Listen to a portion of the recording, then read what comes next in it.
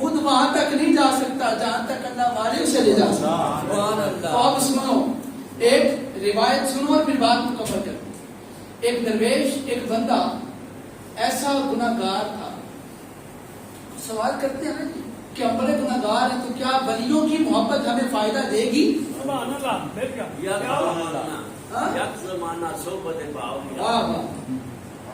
یا ولیوں کی صحبت سنگت رفاقت ان کی خدمت ان کی بارگاہ کیا ہمیں فائدہ دے گی؟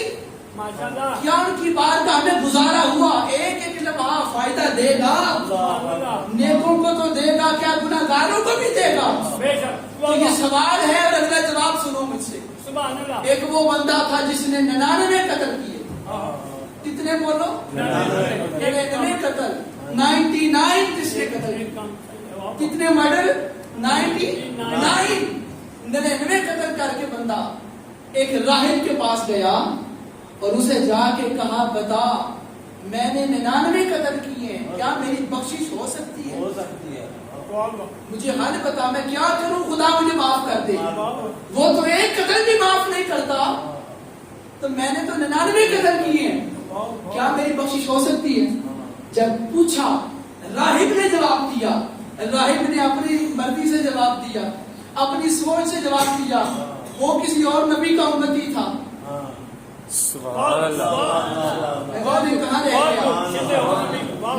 راہب نے جواب دیا. اس نے جواب دیا نہیں تیری بخشش نہیں ہو سکتی.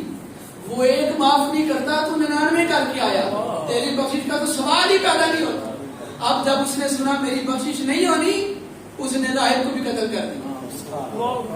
اسے غصہ آیا اور اس نے اس کو بھی پہلی میری بخشش نہیں ہونی تو تیرے کو چڑھا، اس کو بھی قتل کر کے پورے 100 قتل کر دیے. اب پورے 100 قتل کر کے وہ گناہگار وہ سیاہکار اب وہ پھر چل پڑا. دل میں پھر آس نکلی کہ کاش میری کہیں سے بخشش ہو جائے. اسے پتا تھا وہ بڑا رحیم ہے. وہ چل پڑا اور پھر وہ آیا ایک عالم دین کے پاس. وہ ایسے عالم کے پاس آیا جس کے پاس علم تھا، خدا کی معرفت تھی اور وہ اس بارگاہ کو جانتا تھا، اس کی شان کو جانتا تھا، اس کی رحیمی کو جانتا تھا، اس کی شان غفور کو جانتا تھا. اس نے کہا بتائیے کیا میری بخشش ہو سکتی ہے؟ میں نے 100 قتل کیا ہے. اب اس بندے نے جب بات سنی، اس عالم نے بات سنی تو اس نے جواب دیا. اس نے کہا ہاں تیری بخشش ہو سکتی ہے. ہاں تیری بخشش ہو سکتی ہے. سارے بولے تیری بخشش ہو سکتی ہے. اب اس نے پوچھا میری بخشش کیسے ہو سکتی ہے؟ اب راہب نے جواب دیا بھائی تو نے 100 قتل کیا لیکن تیری بخشش ہو سکتی ہے. اس نے کہا وہ کیسے، کیا کرنا پڑے گا، کیا فارمولا ہے؟ اس نے کہا فارمولا میں بتاتا ہوں، بڑے آسان سے لفظوں میں بتاتا ہوں. تجھے زیادہ کرنا بھی کچھ نہیں پڑے گا لیکن کسی بارگاہ میں جانا پڑے گا. سبحان اللہ. کسی بارگاہ میں جانا پڑے گا، اس حاضری دینی پڑے گی. اس قاتل نے کہا، اس بدبخت قاتل نے کہا بتا. نہیں بدبخت نہیں کہنا چاہیے، جسے خدا معاف کر دے. بتا مجھے کیا کرنا پڑے گا. تو اس پر جناب مطلوب صاحب تشریف لائے ہیں، ہمارے گجرانوالہ کے شاعر بھی ہیں، نعت خوان بھی بہت پیارے ہیں. اور جب میرے ابا جی کی بنا یہاں پر جمعہ پڑھایا کرتے تھے یہ تب ہمارے پاس درود و سلام کے لیے تشریف لایا کرتے تھے. آپ کو شاہ مدید کیا سارے سبحان اللہ کے یہ ملتے ہیں. تو میری بخشش کے لیے کیا کرنا پڑے گا؟ اس نے کہا بھائی فلاں جگہ پر ایک ولیوں کا قبیلہ نہیں سمجھا، فلاں جگہ پر اللہ کے نیک بندوں کا صالحین کا ایک قبیلہ ہے. تو وہاں جا ان کے پاس بیٹھ کر ان سے دعا کروانا، اللہ ان کی دعا کو رد نہیں کرے گا، تیرے گناہوں کو معاف کر دیا جائے گا. ادھر جا کے وہ بندہ مار گیا. اب یہاں پر روایت میں آتا ہے کہ جب وہ گناہگار قاتل وہاں سے چل پڑا اور وہاں چلتے چلتے اس درویشوں کے آستانے کی طرف، ان کی درگاہ کی طرف، ان کے قبیلے کی طرف جب وہ چل رہا تھا، راستے میں اسے موت آ گئی. کل نفس ذائقۃ الموت والا عمل پورا ہو گیا, اسے موت آ گئی. تو جب موت آ گئی فرشتے آ گئے, موت آ گئی, زمین پہ گر گیا, تو جا کہاں رہا تھا؟ سارے بولنا ذرا. درویشوں کے پاس کیا کرنے جا رہا تھا؟ توبہ. کیا کرنے جا رہا تھا؟ سارے بولنے حج کے کی کرنے چلا سی, توبہ کرنے جا رہا. راستے میں فوت ہو گیا. جب راستے میں فوت ہوا فرشتوں نے اٹھایا, اور فرشتوں نے جب اس سے پوچھا, دوسرے فرشتے آ گئے, اسے اٹھا کے لے کے جانے لگے, اس کی روح ساتھ لے کے جانے لگے. کون سے؟ جنت والے. دوزخ والے فرشتے بھی آ گئے. دوزخ والے فرشتوں نے کہا اسے ہم لے کے جائیں گے, اس نے 100 قتل کیا. جتنی توجہ ہوئے گی نا وہ سبحان اللہ آپ ہی کیا لگے. انہیں 100 قتل کیتا ہے, اسے ہم لے کے جائیں. جنت والے کہتے ہیں نہیں, اسے ہم لے کے جائیں. انہوں نے پوچھا بھائی 100 قتل کیے, ہم تو اس لیے لے کے جا رہے ہیں کہ بندے نے 100 قتل کیے, تم کیوں لے کے جا رہے؟ انہوں نے کہا جنت والوں نے ہم اسے اس لیے لے کے جا رہے ہیں کیونکہ یہ توبہ کرنے جا رہا تھا. بولو سبحان اللہ. یہ توبہ کرنے جا رہا تھا. دوزخ والے پھر کہتے ہیں, تکرار ہو رہی ہے, وہ پھر کہتے ہیں بھائی جنت والوں ہم تو اسے اس لیے لے کے جا رہے ہیں کہ قتل تو اس نے کر دی ہے, توبہ بھی کی تو نہیں, توبہ بھی کی تو نہیں.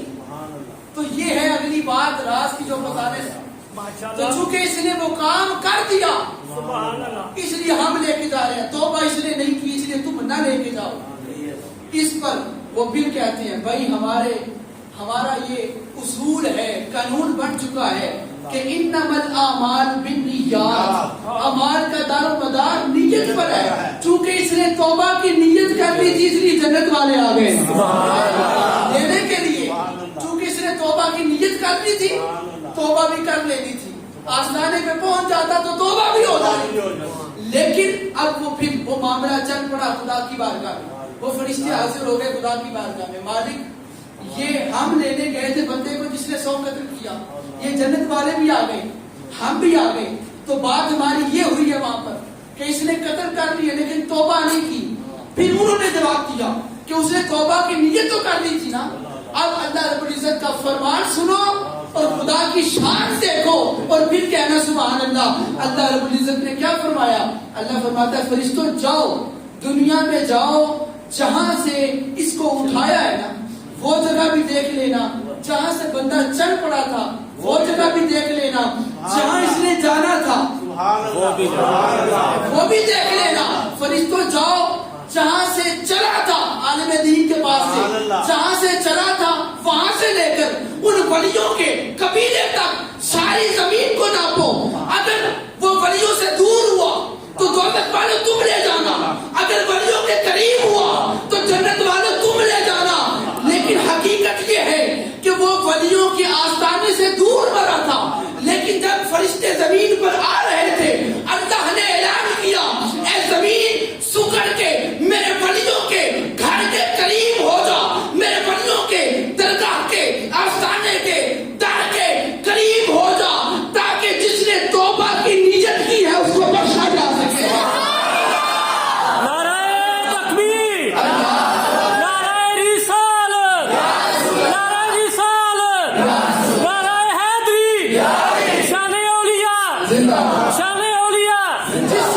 جس نے میرے ولیوں کی بارگاہ میں حاضری نہیں دی لیکن ولیوں کی بارگاہ میں جانے کی نیت کر لی ہو اس کی بخشش ہو جاتی ہے. تو جو پروگرام بنا کے داتا سمجھا کے آیا اس کی بھی توبہ کیوں نہیں قبول ہو. تو فارمولا کیا ہے؟ فارمولا کیا ہے توبہ کا؟ کہ توبہ کی نیت کرو اور نیک بندوں کی طرف چل پڑو, نیک بندوں کی طرف چل پڑو. اللہ پاک ہمیں نیک بندوں کی صالحین کی صحبت عطا فرمائے, ان کی سنگت عطا فرمائے, ان کے ساتھ تعلق نبھانے کی رکھنے کی توفیق عطا فرمائے اور برائی سے بچنے کی توفیق عطا فرمائے. وما علینا الا البلاغ.